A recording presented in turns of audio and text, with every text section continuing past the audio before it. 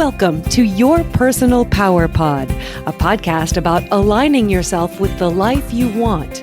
And here are your hosts, Sandy Abel and Shannon Young.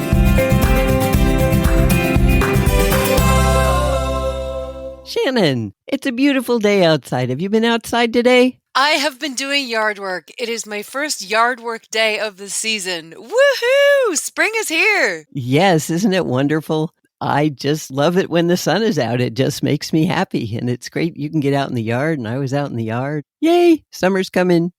It's beautiful. So tell me, what are we talking about today? Today we are talking about imposter syndrome. Ooh. Which is a really interesting thing. The reason we're talking about it is because in the last week, I've had 3 different people tell me that they felt like they were experiencing imposter syndrome. And I went, oh my goodness, this must be a big thing for a lot of people. I thought we could share it with our listeners because they might be able to resonate with it too. These people who told you that, were they feeling that at work, in their relationships, in what capacity? 2 of them were in jobs where they had been promoted, actually promoted quite a while ago, but still were feeling like they just hadn't gotten up to speed, even though their bosses were happy with them. Both of them, actually. Mm-hmm. And the third person was in a new personal situation and was trying to figure out how to do that. Feeling like an imposter can really impact you and get in the way of you being able to function and enjoy your life. So define it for us. First of all, it's normal to feel insecure and like a fraud when you first begin something new, whether it's a sport, a new job, a new skill like water skiing or skydiving, something like that, or taking on a new role in your life when you become a parent. Mm-hmm. It's normal to feel insecure about yourself and about your performance or how you're doing. But usually as time goes on, you learn and you grow into the role. And most people begin to feel more confident and sure of their ability to do the new thing. Imposter syndrome comes along when you have been doing something, like one of the people I was talking to have been in their new job role for a year and had been doing it well, and their boss was happy with them, but they still felt like an imposter, like they were not really being the leader that they were assigned to be, even though their people that reported to them acted like they were, and their boss told them they were doing a great job, they still felt like an imposter. And that's when it becomes imposter syndrome, which is an internal mental filter or bias that tells you that you're never going to get it right. And it's the old self-talk should thing that gets in the way, regardless of what the facts are. Interesting. I remember my brother at one point when he had a high-powered, very visible position many moons ago, and he was relatively new to it, and they were starting some new construction, and he was talking about how many millions of dollars this new construction project was going to cost. Right. And I was blown away. Like, how does my little brother know how to do this? And I asked him that, and he said, it's funny, when I was sitting in the board meeting, leading the board meeting, talking about this money that we were going to be spending, he said the little person inside me was just freaking out, saying, Right. They don't know that I don't know what I'm doing. Right. And he said, but the grown-up part of me knew that I would learn, that I had the ability to pick up the skills and speak the language, and that I had the knowledge. I just hadn't put it into practice yet. But his little person inside of him was the one saying, you're a fraud. You don't know how to do this. You can't be here. Exactly. And he did it fine. Yeah. And that's how it works. When you feel like an imposter, you fake it till you make it. But the internal voices, you may have come from a place where you were told all the time that you were stupid or dumb or didn't know what you were doing and you'd never get it right. Those old messages are still in there. Even once you have proven that you know how to do it, like your brother did, the internal voice will keep at you, and then you have imposter syndrome. Are there certain people or certain professions that tend towards imposter syndrome more than others? Wow, that's a good question. I don't know the answer. I think that if you are in a position where you have a lot of pressure on you, or if you have a lot of people looking up to you or expecting great performances from you, that's probably more intimidating. You probably feel more like an imposter for longer because you're continuously reminded that all these people are looking up to you. if your job is to mow the lawn, mowing the lawn's important. But I don't think that you're going to feel like an imposter if you don't mow the lawn exactly right. Mm-hmm. People who are perfectionists or who are driven to achieve, who have always had high expectations laid on them or lay them on themselves, are more likely to experience imposter syndrome. People who are able to be more gentle with themselves and who don't beat themselves up a lot or have monster expectations on themselves all the time are less likely. You can feel like an imposter for a little while. I felt like an imposter for a long time when we were starting the podcast because that was a whole new thing to me. And at this point, I've learned how to do it and I think I'm doing it okay. So I don't feel like an imposter. I don't feel like a professional like you are, but I feel comfortable enough doing it that imposter syndrome is not an issue for me. That's great. Yeah, once you get started and you get comfortable with it, then it's not an issue unless you're just really, really tough on yourself. What about you? Have you experienced imposter syndrome? Oh, sure. I attempted in a previous life to be a financial advisor for a while. I think a lot of my feelings of being an imposter there had to do with knowledge. And really, that was one of those jobs where they teach you certain things, but for the most part, you kind of have to learn on the job. And because of the dynamics of my workplace, learning on the job meant learning on the job alone, which was really scary. Yes, you did not have a mentor or anybody to guide you. Right. And so there was a whole lot of, I'm sure people are looking at me saying, what is she doing here? Yeah, even though they weren't. I'm sure there was some of that, but eventually I realized I was going to have to tease that apart from how much of this is discomfort because I'm learning and I'm new and I don't know everything in order to feel comfortable in my skill. And how much of this is discomfort because I really don't belong here. This doesn't fit me.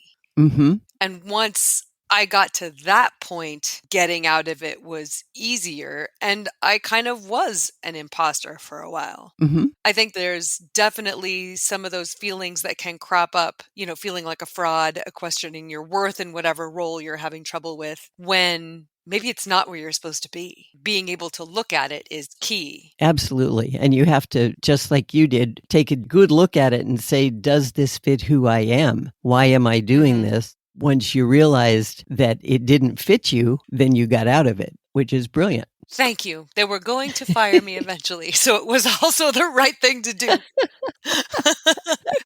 I don't think they were. You had some very happy clients. Thank you. But yeah, all those things, those imposter syndrome symptoms of not feeling competent or confident, regardless of the good things that I achieved, feeling anxious and inadequate, not being able to experience the joy of the little successes because you're just feeling like the inadequacy and your fraudulence is visible. Exactly. You feel like you're putting on an act and that you can't keep up the facade much longer. Playing grown up. Yeah. And when you do have successes, you don't take credit for them. You credit those to external factors. When people praise you, you say, yeah, right, whatever, you're just being nice. You might feel that you don't belong because you're not good enough and you doubt your skills and accomplishments. When other people say, wow, you're really good at that, you say, yeah, I'm not. No, you doubt that. And you undervalue what you do. I found also that it can turn into self-sabotage. That's just kind of what you focus on expands. And if you're focusing on what you feel is a failure or your lack of fitting inness, that will get exacerbated if you're spending all your time focusing on it. And you're always afraid that you're not going to live up to anybody's expectations, and you always feel like a failure. And that leads to stress and anxiety. And sometimes you try so hard, you just burn out. It really damages your physical and mental health well-being. Yeah, it's a horrible place to be. Oh, it's a terrible place to be. You do all this, you feel all this, even when people are appreciating what you're doing and you just got a raise. It's like, oh, yeah, well, they're just being nice. Yeah, you keep feeling like you're going to be found out. Exactly. So where does this come from? I know people who kind of live in this space and they've done a lot of really cool things and show great promise and great skill in a lot of areas. And I have never once thought, hey, that person should not be doing what they're doing. they seem to rock everything. But even when they're doing really well, there's still a feeling of the other shoe could drop. Yeah. I know there's some PTSD from previous employment situations that plays Right. into that, but there's never a, hey, yeah, I'm pretty good at this. People seem to appreciate it. I'm getting rewards for doing it. Maybe I do belong here. Yeah.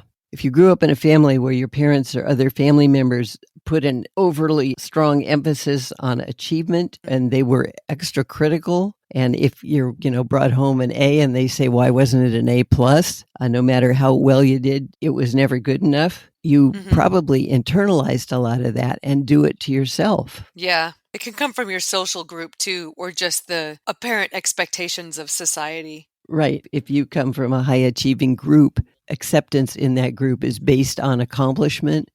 That's going to add a whole lot of stress. You're not going to feel like you belong. You're going to be afraid that you're going to be cast out from the group or that they'll laugh at you behind your back. And that just adds to the stress. It seems like there are certain personalities who tend towards feeling like an imposter as well. Maybe some super type A people who Yes. it may be because they're feeling like an imposter. So they're working extra hard to make it look like they're doing the right thing. And also so they can feel confident and competent. Exactly. They're overworking. Yes, definitely. Or people who always find the negative, and no matter how well they do or how much they hear from other people what a great job they're doing, they're the glass half full people. Oh, I yeah. once asked one of my clients, is your glass half full and or half empty? And he said, it doesn't matter. It's going to spill anyway. And I thought, oh dear, Wow. this guy, he is going to have trouble finding the joy in his life. He and people who find the negative like that are very hard on themselves, and they experience imposter syndrome a lot more often than the people who are positive and sunny. That's painful. How do we deal with it? There are several things you can do. There is a technique where you stop, breathe, notice, reflect, and respond. When you notice that you're feeling really, really stressed and really down on yourself, you stop and allow yourself to take in the moment. Just pause and take a deep breath. Let your negative thoughts go. Notice your feelings and your body. Is your body tense? Are your shoulders all up around your neck? Are you clenching your jaw? Pay attention to your body. And notice your surroundings, notice your peers and what's going on, and just get yourself out of your head and pay attention. Notice the sunshine, notice something that's good, and then evaluate the situation and the reason you felt the need to fall back into the imposter syndrome, and respond intentionally. There's a difference between reacting and responding. We've talked about that before. When you react, it's sort of an instantaneous, without any thought. And when you respond, it's intentional. You take a minute to think about it. You pay attention to all those things, your breath, your environment, calm yourself down, and then respond. And you'll help yourself deal with whatever's going on and not start in with the negative, I'm a failure talk. That's very similar to the recipe for getting yourself out of an anxiety attack too. Yes. Bring yourself back to this minute. Notice your breathing. Look at the colors. Exactly. That kind of thing brings you back to the now. Get you out of your head. Yes. We fall into these panic attack, imposter syndrome, all kinds of negative experiences from our thoughts. And if we can pay attention to and shift the thought and being in the now, noticing the sun or the flowers or your breathing gets you out of your head, then you can calm down and look at the reality of the situation. Also, if you're telling yourself a lot of negative in your head, identify whose voice is it? Was that your father when you brought home the A and he said, why isn't it an A plus? Who is it? And decide if it's really valid, because obviously that was not a valid comment. I like that.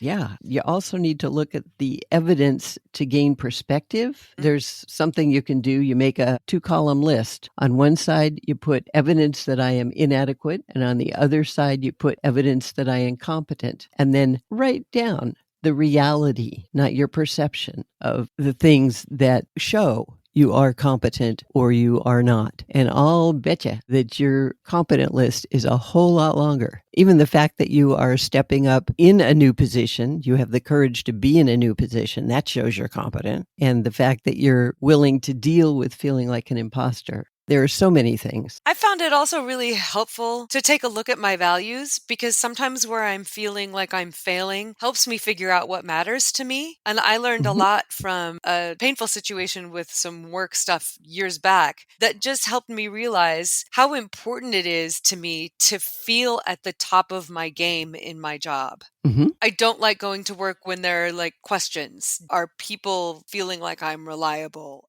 Even when it wasn't a competition at work, I always kind of like to be the best. Yeah. And that's not always possible. And I'm not now. I definitely have a coworker who is much more skilled and smooth at her job performance, but I learned from that. And now that I know that that is a thing that matters to me, then I can identify, oh, that's why I'm feeling this way because I'm not feeling like I'm there yet. And it doesn't have to Right. do with anybody else's expectation of me. Wonderful. And you know you're not a failure and you're not an imposter. You are learning. You have to realize that Right. in order to grow and stretch and become the person you want to be in your job and in your life, you have to do new things. In the beginning, you're not going to know how to do them. And you have to be gentle with yourself when you're doing that. We had this conversation with our kiddo back when she was doing sports that were new to her.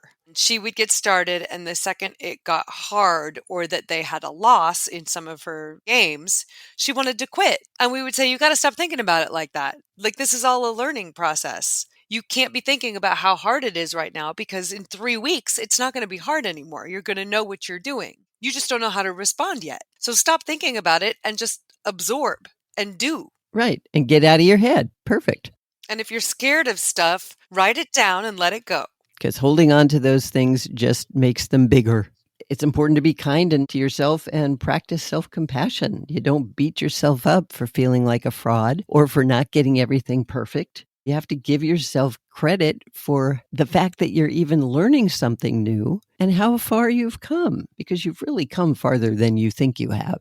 And you also have to realize that if you do fail in some way, if something doesn't work out perfectly, you have to put it in perspective. That's part of learning, and it's not the end of the world. Right. You're never going to accomplish anything without failing. Right, exactly. It's part of the journey. Yeah, isn't it Edison who gave us electricity and all that? I mean, he had like thousands of failures until he got it right. And I'm really glad he hung in there and got it right. And there are so many great inventions that make our life wonderful that the inventor tried and tried and tried and tried and tried and would adjust it and change it. And they never got down on themselves and said, oh, I just can't do this. I'm just an idiot. They said, well, darn, that one didn't work. Now we know that. So let's do something else. Right. And they never said, I'm an imposter. I'm just faking that I know how to do this. And then use those tips that you mentioned. The stopping, breathing, noticing, reassessing, and responding. Take a deep breath. Makes a big difference. Seek feedback from people in your network, people that you like and trust. Find out. You may think you're failing, but they will give you a different perspective. And it's really important to get that. I think we have to acknowledge you might be failing. Asking people and just saying, hey, I'm feeling like something's off here. Help me figure out what that is. And if these are people that you trust, they probably have a pretty good track record of being honest with you. Right. And that will help put you on track. So Right. being able to face it is key. Absolutely. Absolutely. So if you feel like an imposter, clarify it. Find out if it's true or if it's just you diving into the imposter syndrome. Yeah. Because when you stop for a minute, quiet the internal voice and the negative messages and look realistically at how you're doing, you'll be able to start overcoming all those negative imposter thoughts and claim your self-esteem and personal power. Exactly. And that's what it's all about. It's about making a conscious decision to think the things that benefit you and move you forward. Definitely. I hope all our listeners give themselves huge credit for starting anything new, because that takes a lot of courage. And then you're not an imposter. You are a student, and then you are getting better, and then you have mastered it. But be gentle with yourself I like that. and appreciate yourself for having the courage to do it. We all struggle, and we're all pretty phenomenal in our own way. Indeed. Indeed we are. It's pretty fun. So wrap us up. It's normal to feel insecure, inadequate, and like an imposter when you start something new. And this can happen when you get a new job, take on a new sport, join a new group, step into a new life role, or anything you've never done before. Usually after settling in and doing it for a while, you become more confident in whatever it is you're doing. But sometimes when you stay anxious and feeling insecure, long after you've learned how to function in the role, you might be experiencing imposter syndrome. This is when your low self-esteem and old negative messages tell you that you are a fake and will never get it right. When you choose to hold on to those thoughts, you will feel anxious, stressed, unhappy, and experience all kinds of negative physical things. There are many things you can do to deal with this, including the stop, breathe, notice, reassess, and respond technique. The most important thing is to stop and quiet the negative narrative and look at the reality of how you're doing, not what the little voice in your head tells you. Then tap into your positive self-esteem, claim your personal power, and appreciate yourself for taking on something new. And remember, you are a lovable, valuable, capable, competent person, and always be gentle with yourself. Always. Thank you, Sandy. Thank you, Shannon, and thank you to everybody. We want to hear from you, whether it's your stories about how self-esteem and personal power affect your life, or if you have topics you'd like us to address in future episodes, please let us know. And we would love for you to review our podcast, and you can do that wherever you stream, or you can visit yourpersonalpowerpod.com, click contact, and drop us an email. You can also get in touch with us on Instagram, where you'll find us at Your Personal Power Pod. And if you want to learn how coaching can change your life, contact Sandy at Inside Jobs Coach for your free coaching call. And as always, thank you so much for listening. We look forward to hearing from you. And until next time, find your power and change your life.